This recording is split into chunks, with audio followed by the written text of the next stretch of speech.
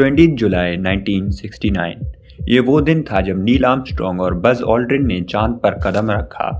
It's one small step for man, one giant leap for mankind. इसके बाद 3 साल के अंदर अंदर 5 और बार इंसान चांद पर गए और 10 और लोगों ने चांद पर कदम रखा। लेकिन उसके बाद से आज तक 50 साल से भी ज़्यादा हो गए हैं, लेकिन एक भी इंसान चांद पर नहीं गया। लेकिन अब अगले महीने यानी मार्च 2026 में नासा दोबारा इंसानों को आर्टेमिस मिशंस में चांद पर भेज रहा है। लेकिन सवाल ये है कि इन 50 सालों तक आप चांद पर क्यों नहीं गए, और अगर जाना भी था तो अब क्यों जा रहे हैं, और इस बार कैसे इंसानों को चांद तक पहुंचाया जाएगा। चलिए आज के इस वीडियो में समझने की कोशिश करते हैं। पहले भी अगर शुरू से शुरू करें तो अपोलो मिशंस इम्पोर्टेंट तो थे, लेकिन इतने इम्पोर्टेंट नहीं थे जितने आने वाले आर्टेमिस मिशंस होने वाले हैं, क्योंकि अपोलो मिशंस का गोल साइंस नहीं बल्कि पॉलिटिक्स थी। कोल्ड वॉर चल रही थी, अमेरिका को सोवियत यूनियन को दिखाना था कि हम तुमसे आगे हैं। चांद के लिए जो रेस लगाई गई उसे यूनाइटेड स्टेट्स ने जीता, फ्लैग लगा दिया और फिर पॉलिटिकल मोटिवेशन खत्म हो गई। चांद पर रहने का कोई भी लॉन्ग टर्म प्लान नहीं था। मिशंस बहुत महंगे थे और उस वक्त चांद से कोई प्रैक्टिकल फायदा नजर भी नहीं आ रहा था। इसलिए 1972 के बाद नासा का पूरा फोकस चांद से हट गया। लेकिन अब सिचुएशन बदल चुकी है। अब चांद सिर्फ एक रॉक नहीं बल्कि फ्यूचर स्पेस इकोनॉमी का गेटवे बन चुका है, और इसी वजह से नासा ने आर्टेमिस प्रोग्राम शुरू किया है। आर्टेमिस जो नाम है वो ग्रीक माइथोलॉजी से लिया जाता है। आर्टेमिस और अपोलो दोनों गॉड्स थे और आर्टेमिस अपोलो की ट्विन सिस्टर थी। और सिंबलिज्म ये है कि जहां अपोलो ने पहली बार मून टच किया, आर्टेमिस चांद पर वापस जाकर वहां रहने का रास्ता बनाएगी। आर्टेमिस का मिशन सिर्फ चांद पर लैंड करना नहीं बल्कि सस्टेनेबल ह्यूमन प्रेजेंस एस्टेब्लिश करना है। इस दफ़ा नासा सिर्फ फुटप्रिंट्स छोड़कर नहीं आना चाहती बल्कि इंफ्रास्ट्रक्चर बनाना चाहती है। इस बार चांद पर प्रॉपर बेसिस बनाए जाएंगे जहां पर इंसान रह सकते हैं।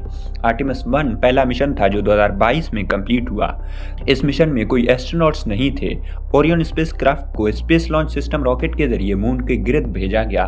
टेस्ट सिंपल था, क्या ये स्पेसक्राफ्ट डीप स्पेस में सरवाइव कर सकता है और सही सलामत धरती पर वापस आ सकता है, और जवाब था यस।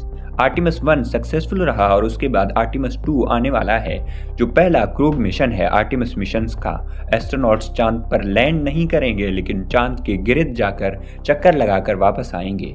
ये मिशन चेक करेगा कि इंसान ज़्यादा टाइम तक डीप स्पेस में कैसे रिएक्ट करते हैं। और फिर आता है आर्टेमिस 3, जो इस पूरे प्रोग्राम का सबसे इम्पोर्टेंट मिशन होने वाला है।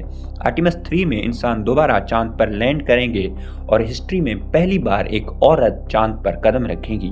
लेकिन इस दफ़ा लैंडिंग की लोकेशन काफ़ी डिफरेंट है। अपोलो के जो मिशंस थे वो चांद के इक्वेटर के पास थे, जबकि आर्टेमिस चांद के साउथ पोल पर लैंड करेगा। और साउथ पोल इसलिए इम्पोर्टेंट है क्योंकि वहाँ पर परमानेंटली शैडोड क्रेटर्स हैं जहाँ पर वाटर आइस मौजूद है, और स्पेस में पानी सिर्फ पीने के लिए नहीं होता। पानी को स्प्लिट करके ऑक्सीजन और हाइड्रोजन निकाला जा सकता है। ऑक्सीजन को इस्तेमाल किया जाएगा बेसिस में जहां पर आपको सांस लेनी होती है, और हाइड्रोजन को फ्यूल के तौर पर। मतलब चांद फ्यूचर में एक स्पेस का फ्यूल स्टेशन बन सकता है जहां से मार्स और दूसरे प्लैनेट्स के लिए मिशंस को लॉन्च किया जा सकता है। चांद की ग्रेविटी भी धरती से बहुत ज़्यादा कम है, इसलिए वहां से रॉकेट लॉन्च करना ज़्यादा एफिशिएंट होगा और ज़्यादा सस्ता होगा। इसलिए नासा के लिए चांद एक डेस्टिनेशन नहीं बल्कि लॉन्च पैड भी है। लेकिन इस बार नासा अकेली नहीं है। चाइना भी चांद पर बेस बनाने के प्लान्स बना रहा है। रशिया और चाइना साथ मिलकर लूनर मिशंस की बात कर चुके हैं, और इस तरह एक नई स्पेस रेस शुरू हो गई है यूनाइटेड स्टेट्स और चाइना के बीच में। इस दफ़ा भी ये मिशंस थोड़े बहुत पॉलिटिकल हैं, लेकिन इस दफ़ा ज़्यादा फोकस साइंस पर किया जाएगा। और इस दफ़ा चांद पर सिर्फ झंडा गाड़ना मिशन नहीं होगा। इस दफ़ा रिसोर्सेज, टेक्नोलॉजी और फ्यूचर कंट्रोल के लिए रेस किया जाएगा। और इसलिए आर्टेमिस सिर्फ साइंस मिशन नहीं बल्कि जियोपॉलिटिकल मूव भी है। नेचुरली इस प्रोग्राम को डिलेज और बजट प्रॉब्लम्स का सामना भी है। जैसे पहले आर्टेमिस 2 को फरवरी में लॉन्च होना था, मतलब इसी महीने, लेकिन अभी कुछ ही दिन पहले कोई मसला हो गया है जिसकी वजह से इसे मार्च में डिले कर दिया गया है। आर्टिमिस 3 की टाइमलाइंस भी ऑलरेडी पुश हो चुकी हैं। टेक्नोलॉजी बहुत ज़्यादा कॉम्प्लेक्स है। इंसानों को डीप स्पेस, रेडिएशन, आइसोलेशन और लंबे मिशन से बचाना एक बड़ा चैलेंज है। लेकिन इस दफ़ा एक बहुत बड़ा डिफरेंस है कि नासा अकेली काम नहीं कर रही। एलॉन मस्क की प्राइवेट कंपनी स्पेसएक्स इस प्रोग्राम का हिस्सा है। हम सब जानते हैं कि स्पेसएक्स के पास रियूजेबल रॉकेट्स हैं। प्राइवेट इनोवेशन और कंपटीशन ने स्पेस को थोड़ा रियलिस्टिक और सस्टेनेबल बना दिया है, और शायद इसलिए आर्टिमिस सिर्फ एक प्रॉमिस नहीं बल्कि एक एक्चुअल टर्निंग पॉइंट लगता है। 50 साल पहले चांद पर जाना ह्यूमन हिस्ट्री का पीक मोमेंट था, लेकिन शायद चांद पर वापस जाना और वहां पर रहना उससे भी ज़्यादा बड़ा हो सकता है, क्योंकि इस दफ़ा हम सिर्फ देखने नहीं जा रहे, हम फ्यूचर प्लान करने जा रहे हैं। चांद से मार्स, मार्स से आगे।